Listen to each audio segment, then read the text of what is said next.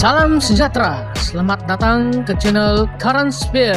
Jangan lupa like, share, dan subscribe. Haha, sesiapapun kita di dunia ini, tak kira bangsa, tak kira darjat dan pangkat, kau langgar peraturan, kau akan kena. Jual RON 95 kepada warga asing, pengusaha stesen minyak berdepan denda Rm 1 juta. Alor Gajah. Sebuah stesen minyak di sini diserbu Kementerian Perdagangan Dalam Negeri dan Kos Sara Hidup (KPDN) Melaka selepas pengusahanya didapati menjual petrol bersubsidi RON 95 kepada kendaraan bernomor pendaftaran asing.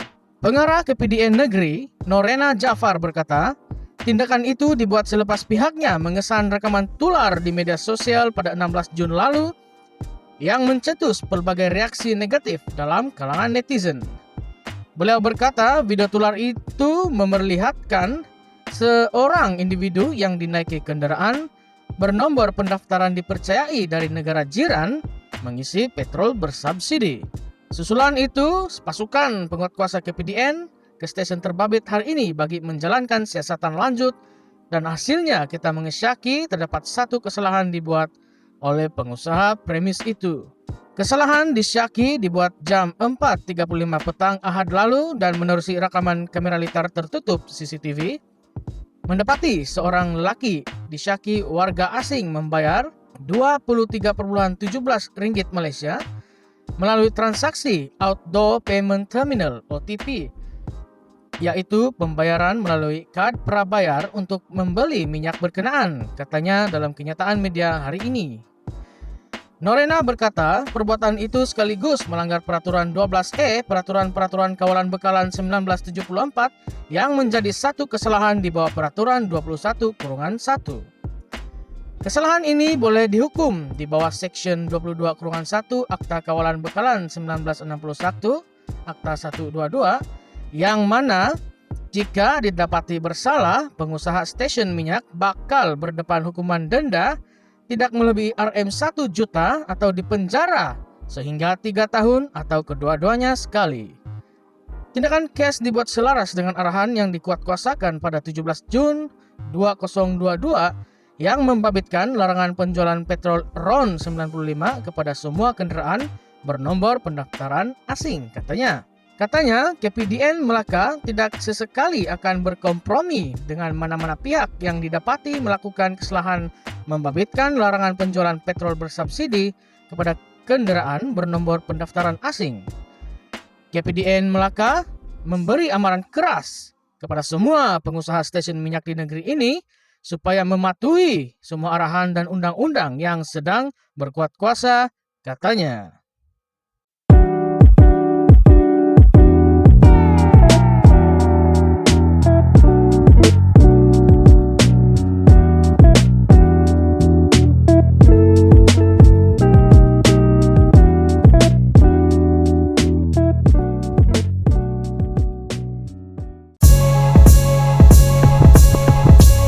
Salam sejahtera, selamat datang ke channel Current Sphere.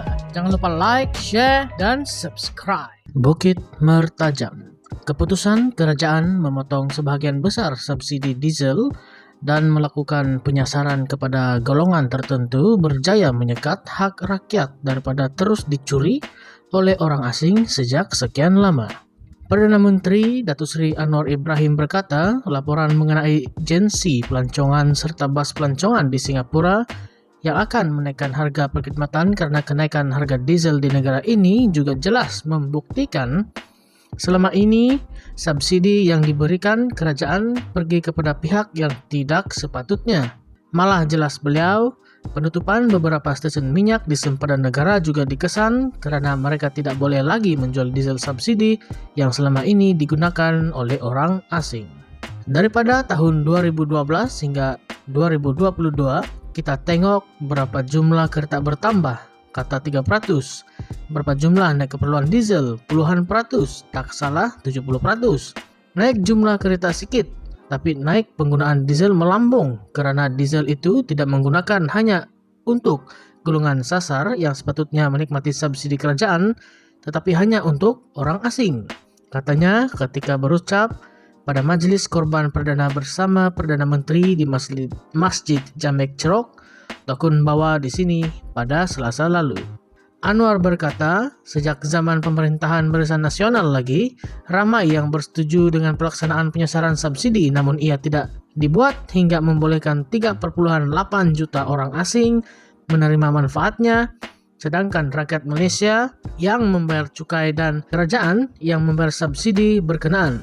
Tegasnya, kecurian dan ketirisan subsidi kerajaan perlu dihentikan. Malah subsidi ini juga tidak sepatutnya dinikmati oleh golongan maha kaya di negara ini.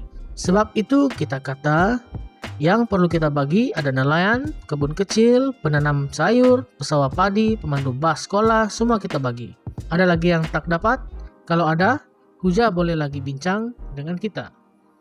Melalui penyasaran subsidi ini sebanyak RM4 bilion kita dapat selamatkan. Jadi, untuk apa RM4 bilion ini yang kita selamatkan? Bukan untuk naikkan elawan Perdana Menteri ataupun Menteri, tetapi ia akan kembali kepada rakyat, katanya lagi.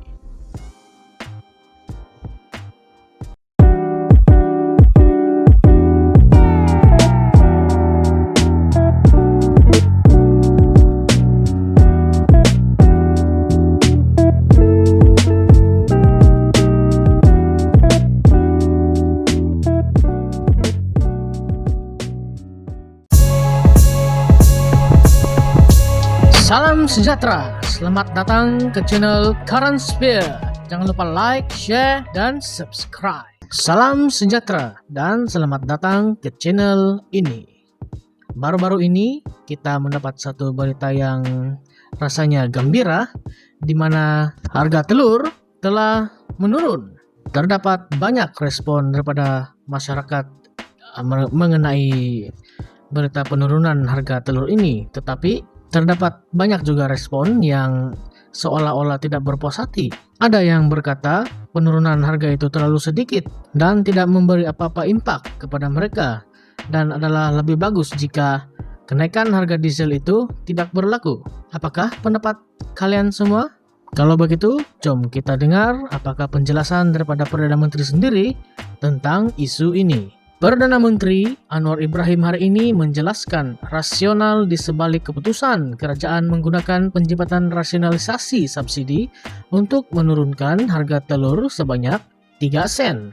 Pada masa yang sama, Anwar hari ini berkata dia akan meneruskan cara lain untuk menggunakan semula simpanan yang boleh membantu meringankan beban orang ramai.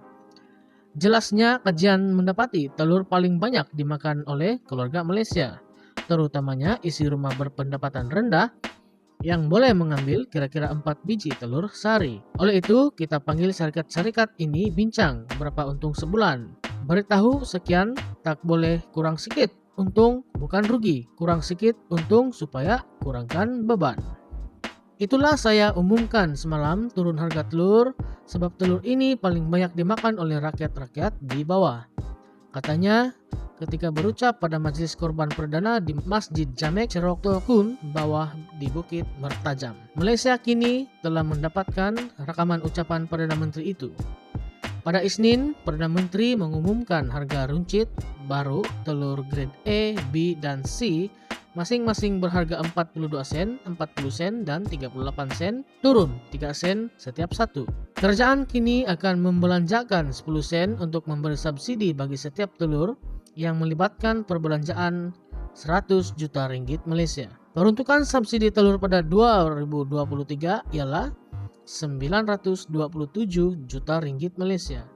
Pengumuman harga telur Anwar itu dipersendakan setengah pihak, dengan bekas Perdana Menteri Muhyiddin Yassin berkata dia menjangkakan langkah yang lebih mantap untuk menangani peningkatan kos sara hidup. Kerajaan telah mula menyelaraskan subsidi bahan api bulan ini bermula dengan diesel, dengan tujuan menyalurkan subsidi terus kepada mereka yang memerlukan melalui pemindahan tunai atau card fleet untuk industri. Walaupun kerajaan tidak menjangkakan kos meningkat akibat penarikan subsidi menyeluruh, namun Anwar ketika berucap hari ini turut mengakui kos sara hidup masih ramai, memberi kesan kepada orang ramai. Sebab itu, kita cari jalan di mana boleh turun harga, kata Perdana Menteri lagi.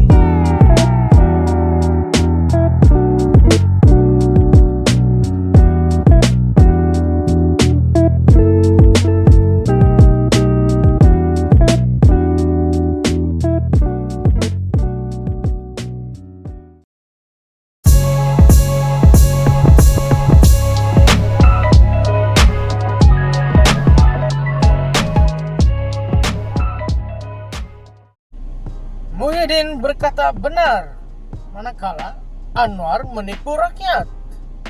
Rakyat mangsa kenaikan harga diesel. Kenyataan Tan Sri Muhyiddin Yassin tepat menggambarkan kesengsaraan rakyat akibat langkah PMX Datuk Sri Anwar Ibrahim menaikkan harga diesel sebanyak 1,20 ringgit atau 56% daripada harga sebelumnya. Muhyiddin juga menegaskan bahwa Anwar menipu dengan mendakwa kenaikan harga subsidi ini hanya akan menjejaskan golongan maha kaya dan warga asing. Hakikatnya, kenaikan harga diesel ini menjejaskan kehidupan rakyat biasa serta meningkatkan kos operasi pesawah, petani, peladang, peniaga kecil, dan kontraktor kecil. Tidak sampai 48 jam selepas kenaikan harga diesel diumumkan, beberapa sektor telah mengumumkan kenaikan harga perkhidmatan dan barangan masing-masing. Pengeluar konkret, syarikat penunda kenderaan, dan pekebun sayur di Cameron Highlands adalah antara yang terawal mengeluarkan notis kenaikan harga. Persatuan Pengusaha Lori Tipe menyatakan kos bahan binaan akan meningkat sebanyak 30%. Terdapat keluhan daripada kontraktor kecil mengenai kenaikan harga tanah selori tayar 6 daripada Rp180 kepada Rp250 yang sudah pasti akan meningkatkan kos pembinaan rumah. Walaupun tiada notis rasmi, terdapat keluhan pesawah bahawa kos mengerjakan sawah meningkat daripada Rp450 serulung kepada Rp738 serulung.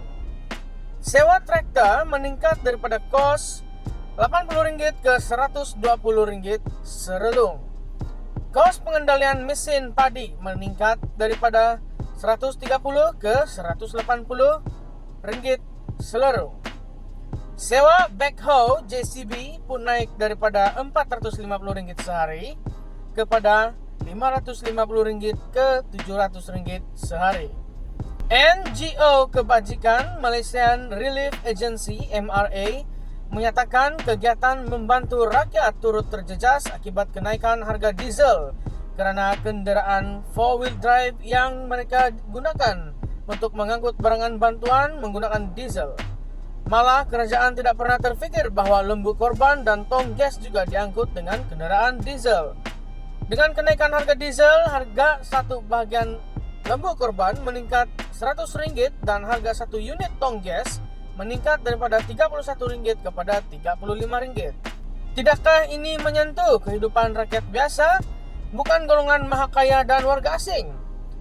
Kenyataan Muhyiddin mewakili suara rakyat biasa, pesawah, petani, peladang, penegak kecil dan kontraktor kecil yang terkesan akibat kenaikan harga diesel.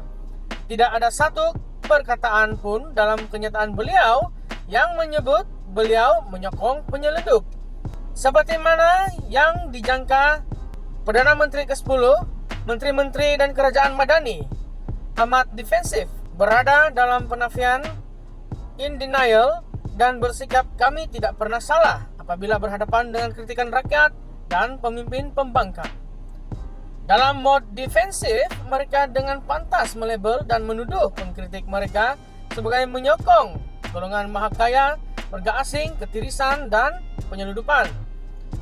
Dalam mod penafian, mereka tidak dapat menerima hakikat bahawa tindakan mereka telah mengakibatkan kesusahan kepada rakyat, peningkatan harga barang dan peningkatan kos dalam sektor binaan, pertanian, perkhidmatan dan banyak sektor yang lain. Dalam mod kami tidak pernah salah, yang salah akhirnya adalah rakyat.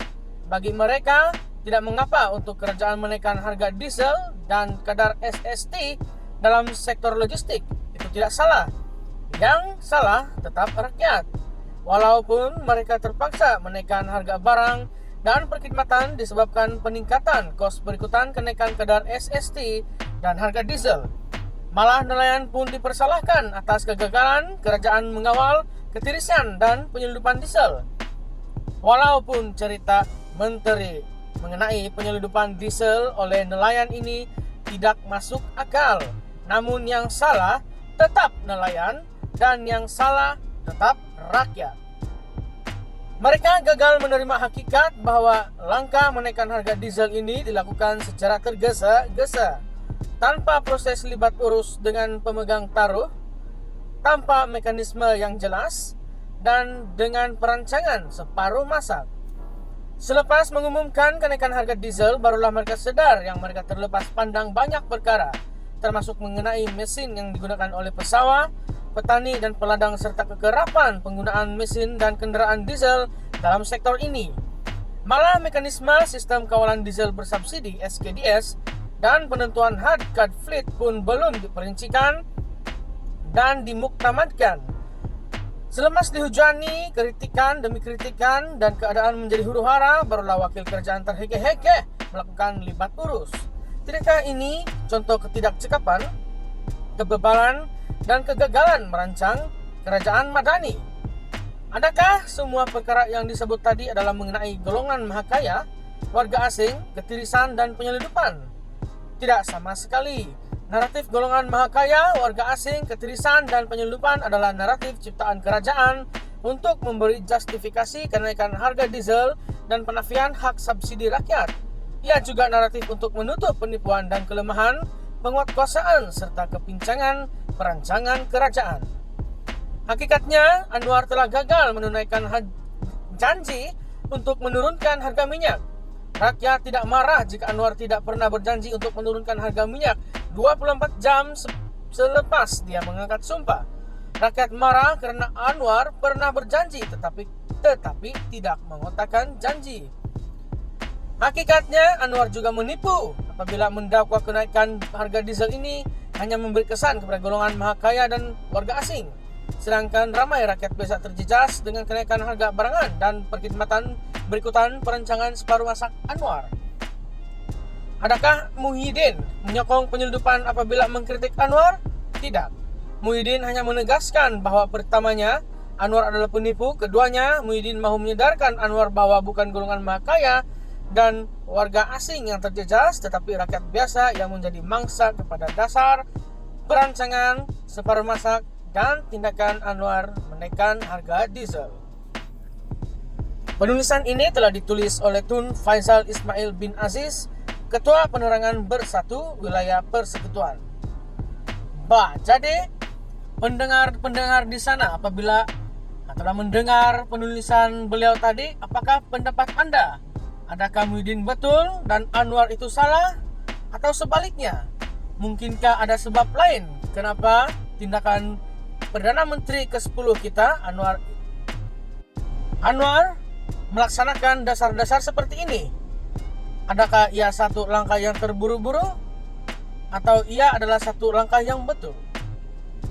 Sila utarakan pandangan Anda di ruangan komen di bawah. Terima kasih. Jangan lupa klik subscribe, like, dan share.